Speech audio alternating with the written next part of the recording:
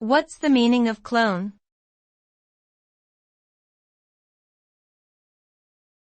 Clone.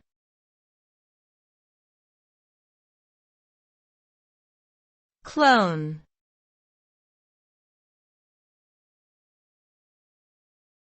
Clone.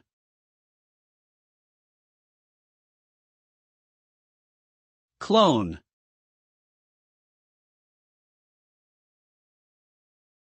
The term clone refers to the creation of an organism or a cell that is genetically identical to its parent. This is achieved through a process called cloning, which involves extracting the genetic material from a donor cell and placing it into an egg cell that has had its own genetic material removed.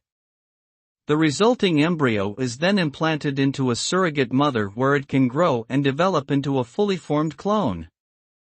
Cloning has been used in a variety of applications, including medical research, agriculture, and conservation efforts.